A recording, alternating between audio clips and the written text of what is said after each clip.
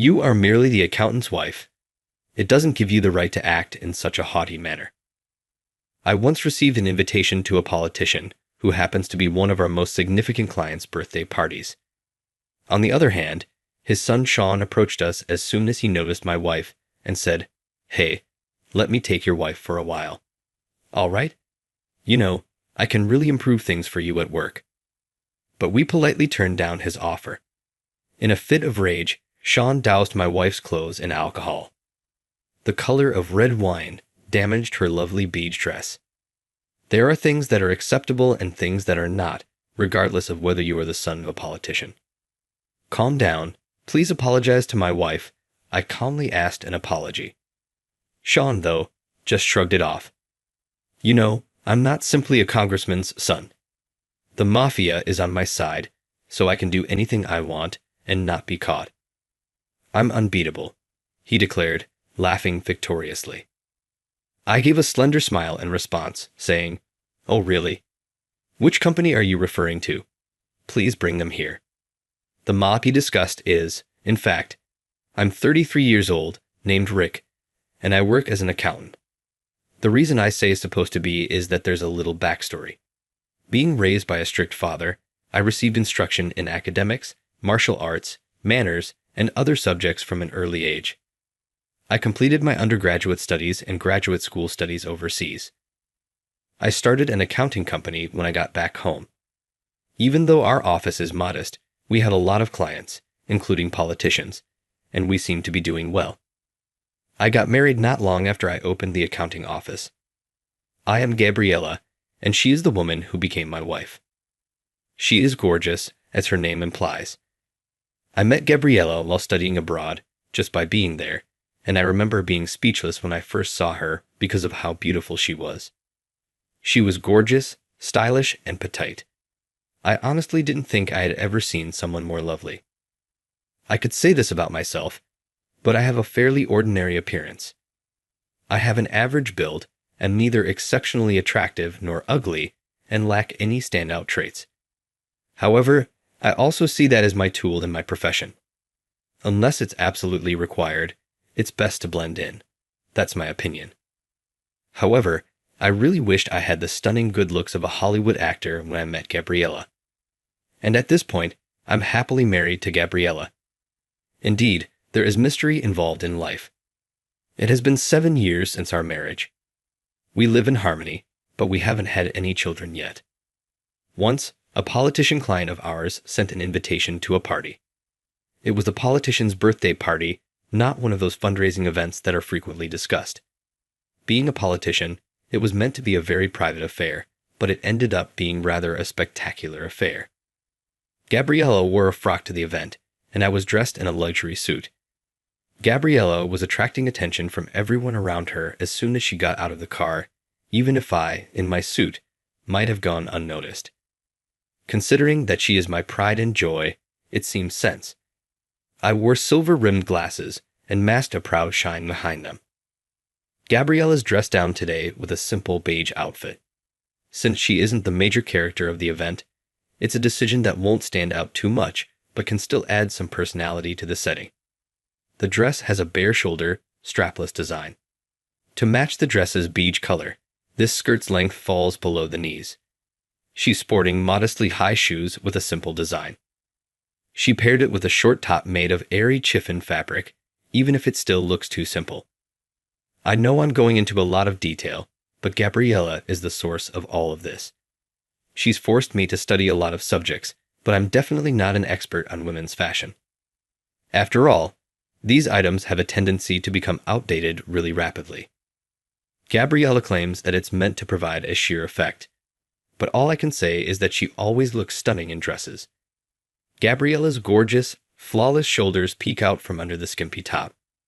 Gabriella's bright complexion is only partially visible due to the fluffy layer over her elegant dress, resulting in an exquisitely stunning silhouette. It looks rather seductive up close, but Gabriella looks classy today because her hair is dressed in a simple curling manner and her makeup is muted. I tell Gabriella, "You look amazing," as always, after she gives me a last look at home. I'm genuinely impressed. Oh, please.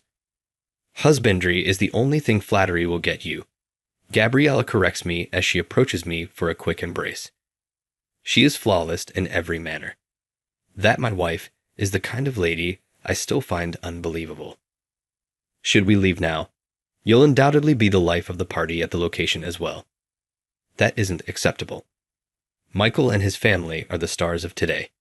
Gabriella whispers, entwining her arm with mine. Remember that. Despite dressing with such thoughtfulness, Gabriella nonetheless managed to attract notice. They would have looked like stars on the red carpet if she had been accompanied by a man of Hollywood caliber. Sadly, beside her, I'm just me, and for the moment, I'm thankful for that normalcy. After all, Gabriella really is that radiant. We were given name tags at the reception after introducing ourselves. I attached Gabriella's to her gown and fastened mine to the chest pocket of my suit. I don't mind at all.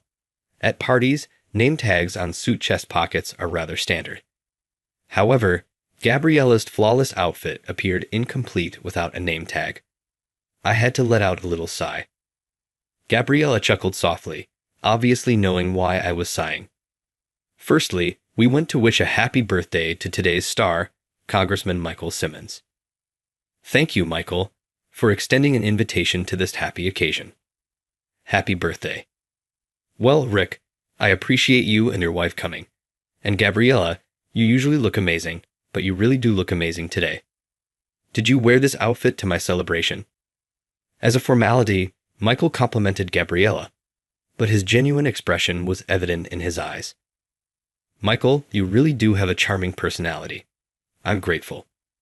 Gabriella grinned broadly and said, Today's attire is for you and your supportive family. She then turned to welcome Michael's wife, who was standing next to him. Michael's spouse was once an actress, so she's not exactly a starring lady, but you would probably recognize her name if you heard it. Her notoriety grew when she married Michael, a rising politician at the time.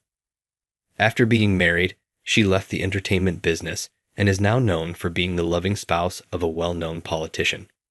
She is still very beautiful even at 50. Gabriella took great care in selecting her response to Michael so that nobody would misinterpret her. Such exquisite thoughtfulness. We greeted Michael and his spouse and then interacted with the guests at the standing celebration.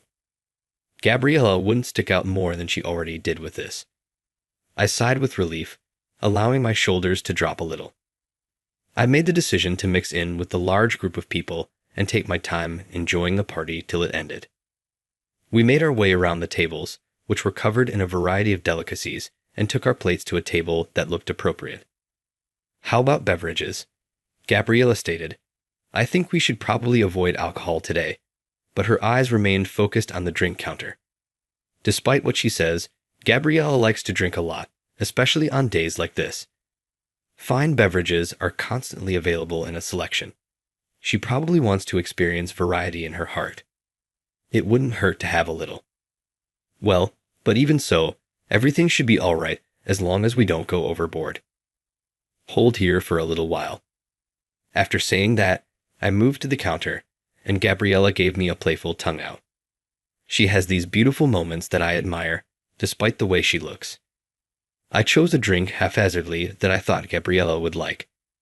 If we could sample a little bit of each, that would be great. I can complete the remainder. I placed my order at the bar counter and was served whiskey on the rocks and a late white wine. Right today, this whiskey is quite well liked all over the world. What was formerly easily obtained at neighborhood booze stores has grown rare and expensive. But this place had lots of that special whiskey. That is one formidable politician, in fact. Well, I might as well take use of it while it's here. A tiny taste like this is ideal, since I simply want to enjoy the flavor of the alcohol, not get wasted. Just as I turned to go back to Gabriella after taking the glasses, I heard some noise. Gabriella felt as though someone was disturbing her. I felt bad leaving her by herself. Someone with bad intentions would inevitably take advantage of her beauty and approach her. I knew the man who was stirring up problems by looking at his face. Sean, the oldest son of Michael, was waiting for Gabriella to be by herself. Are you the wife of Rick? Indeed, I am. Exactly right. Together, let's take a drink. Gabriella deftly sidestepped Sean's attempt to place a familiar hand on her shoulder. I apologize, but I don't drink much. It's okay if you are unable to drink. Next, pour for me. With both hands holding drinks, he was mistreating Gabriella so cruelly. I quickly returned to Gabriella. Rick, Gabriella saw that I had returned. Pardon me, did my wife act rudely toward you? Although I am aware that there hasn't been any rudeness, the individual in question is a client's kid. It is imperative that you treat the matter with civility. No, it seems that your wife's statement that she couldn't drink was a lie when I asked her to join me for a drink. When Sean saw the glasses in my hands, he gave off a disgruntled face and remarked, "So, no, it's not a lie. She is allowed to drink, but we decided it would be better to limit our intake today, so we are just having a tiny taste." Oh, Sean gave me a doubtful glance before returning his attention to Gabriella. It seems like she is too good for you. How could such a beautiful woman come into the world for a plain, uninteresting guy like you who might be anywhere? I was a little hesitant to answer at first. His comment wasn't wholly unwarranted. Yes, in any case, I'm just a dude with nothing special about him. On the other hand, Sean's looks alone may make him appear attractive to everyone. Tall and thin, with a build that makes it seem like he exercises. His arms and chest are toned, just like his stunning mother. Do you not think that I'm tens of times more appropriate for her beauty than someone like you, gentlemen? Indeed, if appearances are all that matter, Sean may be a better fit for Gabriella than I am, but only if that's the case. Hey, how about I take your wife for a bit? You know how much better I can make things at work for you. Then Sean put out a ridiculous suggestion. Isn't it a good deal? A mutually beneficial outcome. Isn't it the best course of action? No, I'm grateful. Before he could finish, Gabriella responded instantly, cutting him off. I also decline. I said, emulating Gabriella. Sean's jaw opened and closed in shock as his face flushed red. Most likely, he wasn't prepared for a rejection. He must have intimidated people weaker than him in the past by employing similar strategies. Sean suddenly did what came naturally to him. You're just the accountant's wife. You don't have the right to act so haughtily because of it. And with that, he doused Gabriella's outfit in wine. There was a red wine stain on her beige outfit. There are things that are acceptable and things that are not, regardless of whether you are Michael's kid. Please give my wife your apologies. Trying not to get too angry, I calmly sought an apology from Sean, but he just laughed at us and carried on. It's not only that my dad is a congressman, you know. I'm supported by some pretty tough folks. Is that accurate? Sean said, "Let me explain it to you," as if my comment had incited him. Gentlemen, don't panic. Since my dad has the Mafia on his side, I'm the strongest person here. As though he was amused by his own remarks, Sean laughed at them. Oh my goodness. Which company are you referring to? Please bring them here. I smiled back, just as thinly as Shan did. What, you doubt me? No, not at all. I'm only saying that I'd like to meet those harsh folks you mentioned. Sean seemed to get even angrier as I forced a calm grin on my face. All right, later on, you come to regret this. Come on. Sean gave an order to someone in his group to go tell his father something. Though Sean doesn't exactly have a stellar reputation, he is frequently mentioned as Michael's successor apparent. It's actually pretty awful. With his parents' prestige at his disposal, he can do anything he wants. Even though it seems like his parents are always putting out flames that he ignites, they are unable to stop people from speaking. Even some Michael supporters publicly express their dislike for Sean being Michael's heir. His relationships with women are particularly flashy, and there are reports that he has paid women multiple times to keep their relationships a secret. I've also heard similar tales. Although Sean lacks authority, his parents do, and they are supported by strong individuals. Those factors must lead him to believe that he is in a position of authority. It's obvious that person is the lion's hide. Sean prompted his minion, who immediately ran to Michael and probably performed a dance they had practiced numerous times before. It was a very amazing demonstration of cooperation. While I was thinking about it, Gabriella quickly grabbed the 2 glasses from me and threw a lot of white wine over the stain of red wine on her dress. Sean was clearly taken aback by this sudden action. "Did you know you can dilute a red wine stain with white wine?" After saying that, Gabriella took a sip of the whiskey on the rocks. Yum. This is premium whiskey, which is becoming harder to find these days. Michael is a really knowledgeable person. Gabriella raised her glass in a toast, only her eyes still in it, and grinned prettily at Sean. Sean was motionless as if he were a statue, unable to say anything. Sean was probably expecting us to be scared and paralyzed by his remarks as a pair, so he was caught off guard by Gabriella's actions. Most likely, he was unable to understand what was going on. "I feel like the whiskey is getting to me a little. The temperature is rising. Please pardon me for a second," Gabriella murmured, passing me the glass before beginning to take off her jacket, which was smeared with wine. Then her shoulders showed off their sheen. Her flawless white complexion drew Sean in, but something else started to show on that flawless skin. "What's that?" The shapes began to take on color, and before long, Gabriella's right shoulder had raised carvings that revealed a gorgeous red rose. Raised tattoos, also called tatos or ink, are the name given to this method. Insiders call them carvings. These crimson rose-adorned carvings stretched from Gabriella's right shoulder down her back and to her left. Sean appeared to comprehend, albeit in a weak way, that a woman with such tattoos was not your typical person. His skin became pallid. Gabriella gave Sean a heavenly being-esque smile as she raised the hem of her suit a little to reveal the rose on her left thigh. Though I felt that someone like him didn't need to be given such a show. But Sean's already pale complexion went absolutely white at that fleeting glance, leaving a lasting impression. By then, Michael had realized what was going on and came running over to us. "Hey, Rick. My son has reportedly caused some difficulty." Michael was sweating profusely, much of it from cold sweat. "Joan, what have you done?" Well, Michael's hard stare made Sean shudder. Until now, he'd probably been indulged, getting away with anything. It was most likely the first time he had ever seen his father looking like this. "It's nothing major, Michael. It was only a wine spill by accident by the young master. That's all," a smiling Gabriella said. "Yes, that isn't very important. Just a small slip-up, something like from a kid." "Yes, just that. However, the thing that worries us is what the young master stated afterwards. We've heard your son brag about having tight relationships with some tough people. We're interested in finding out who they could be. We are eager to meet them." Michael and Sean looked to shake even more at our remarks. Maybe Sean was beginning to see me for who I truly was. Michael said, "I'm so sorry," with genuine regret. "It's an oversight on my part. I'll instantly correct his behavior. I urge you, please be generous." His speech faltered and became unintelligible. Michael told his secretaries to take Sean away, meaning to hide him from view.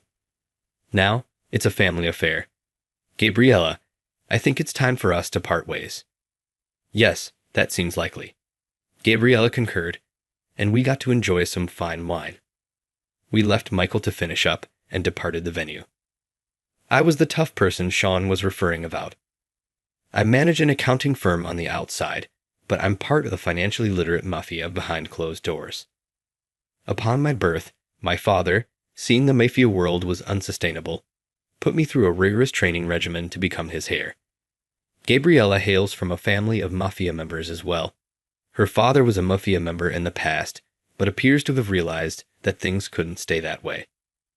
By marrying their children to each other, our dads both placed a wager on our marriage's ability to survive. Our marriage and meeting happened abroad as a result of several domestic issues. In essence, it was a political union. But Gabriella captured my heart right away, not just because of her beauty, but also because of her vivacious personality. She was, as we had all seen previously, a genuinely lovely woman in my opinion. At first, Gabriella wasn't very excited about it. She had a thing for the traditional Mafia movie tough guys. She so reluctantly agreed to the marriage to me for the benefit of her family and the organization. But as we became closer and spent more time together, she also developed a deep affection for my inner self. Although Rick has a civil servant's exterior, he harbors a mafioso's spirit. We became a madly in love pair as a result of what she would say, ostensibly complimenting me. We now find it impossible to envisage our lives apart, especially given how deeply we love one another. What we hate most are people like Sean, small-time pikes. Because we are aware of exactly what the name Mafia signifies, we never cause harm to common people. However, someone without any authority of his own like Sean often uses the assistance of others to tread on others. Michael retaining an air similar to him. Their future is not what we perceive. Gabriella entwined her arm with mine and added, "You know, in fact, but maybe we should give him a chance." "Once," responded I. "We've known each other for a long time after all." We watched closely to see what Michael would do next. Gabriella continued. Sean went into a sick spell shortly afterward and withdrew from society. Most likely, it's merely a front. Michael designated his heir to be a secretary. Sean is the lone heir for the Simmons family.